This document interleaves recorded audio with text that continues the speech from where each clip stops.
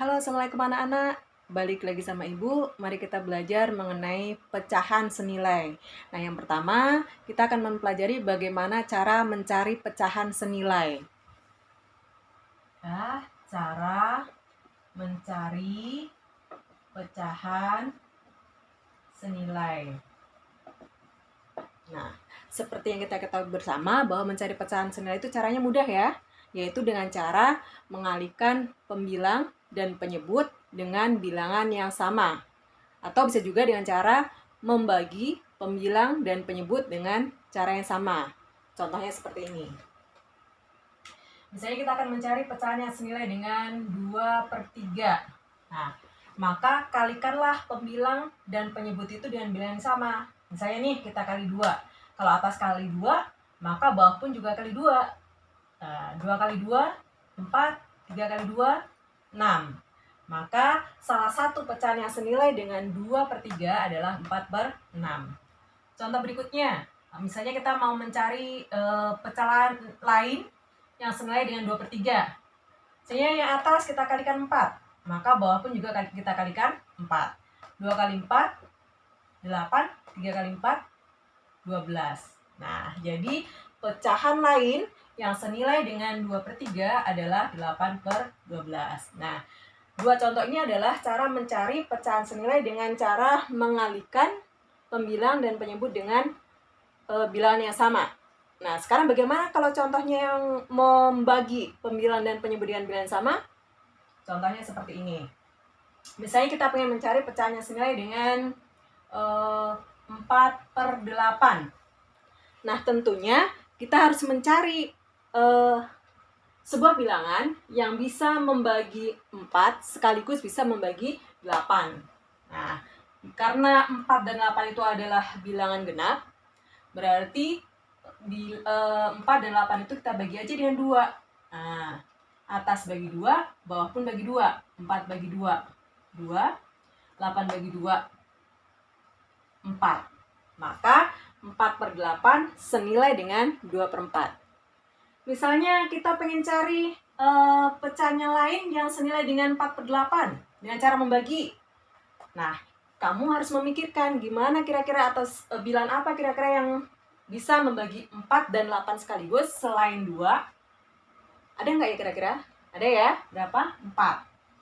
Nah, 4 bagi 4, kemudian 8 bagi 4. 4 bagi 4 adalah 1, 8 bagi 4 adalah 2. Jadi, pecahan lain yang senilai dengan 4/8 adalah 1/2. Nah, ini tadi adalah cara mencari pecahan yang senilai dengan cara mengalihkan pembilang dan penyebut dengan bilangan sama. Kalau yang ini adalah cara mencari pecahan yang senilai dengan cara membagi pembilang dan penyebut dengan bilangan yang sama.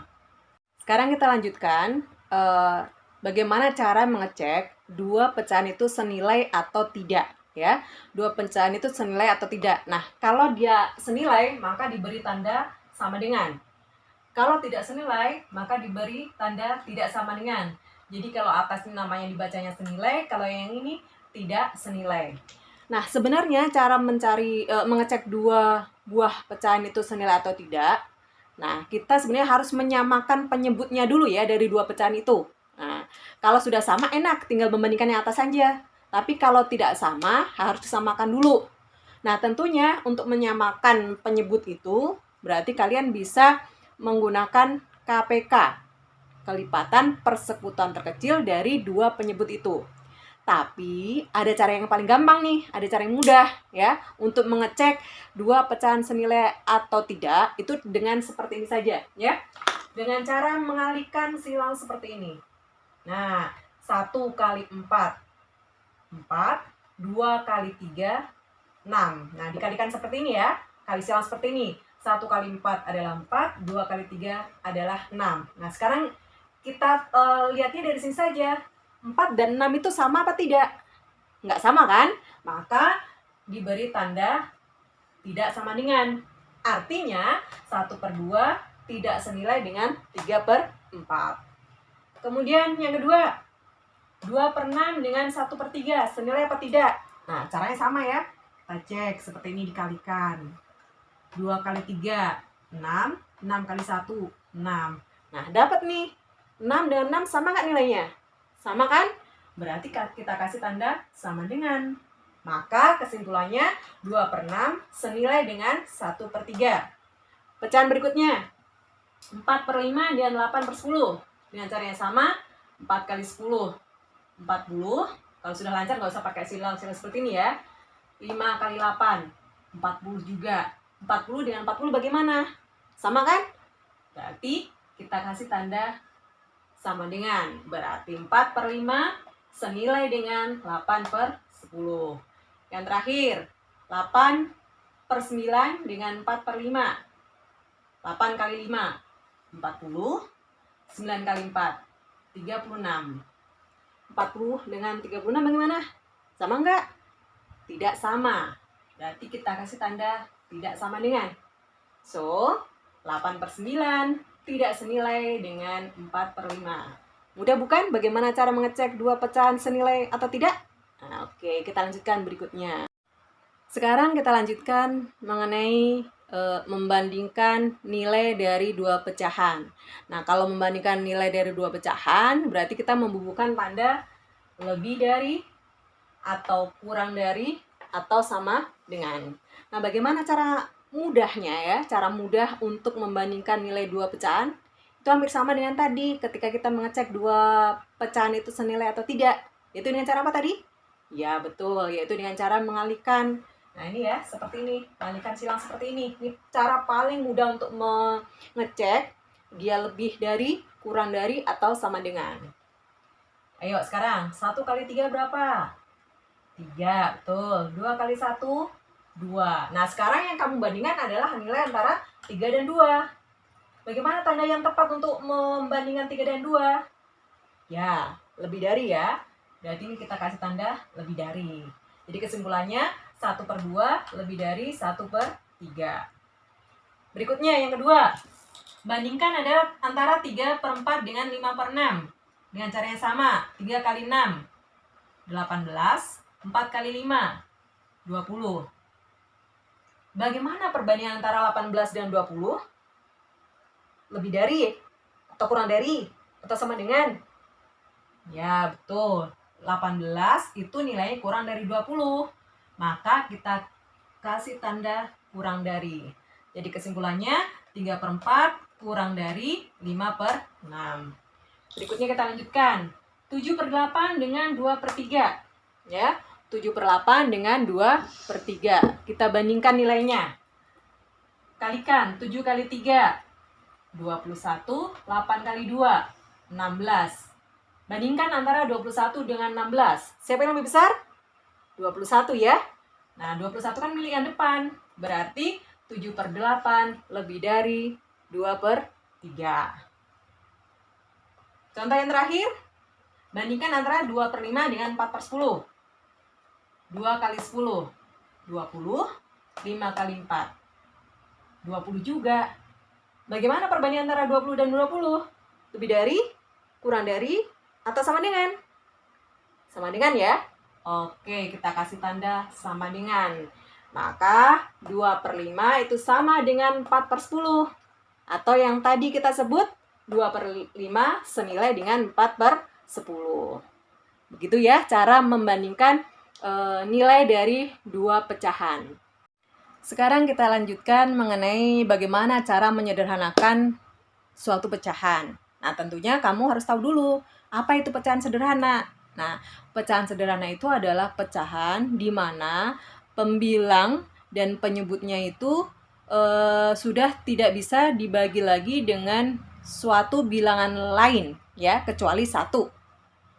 Nah, atau artinya pembilang dan penyebut itu sudah tidak bisa dibagi dengan bilangan selain 1. Nah, itu disebut pecahan yang sudah paling sederhana. Nah, bagaimana cara menyederhanakan suatu pecahan? Sebenarnya, cara menyederhanakan suatu pecahan adalah dengan cara membagi pembilang dan penyebut itu dengan FPB, ya, dengan FPB dari pembilang dan penyebut itu sendiri. Tentunya kalian ingat Kak, apa itu FPB? faktor persekutuan terbesar. Apa itu faktor persekutuan terbesar? Yaitu faktor yang sama dari dua buah bilangan, ya, faktor yang sama dari dua buah bilangan dan yang nilainya paling besar dari faktor-faktor yang sama tadi. Itulah FPB gitu. Nah, jika kalian merasa kesulitan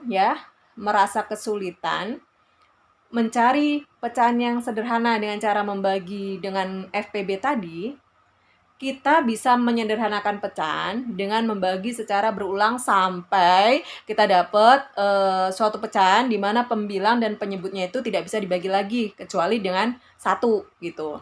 Contohnya bagaimana sih? Nah, sekarang kita coba ya. 4/8. Sebenarnya kalau kalian sudah tahu FPB, gampang ini. Kalian cari dulu FPB dari 4 dan 8 berapa.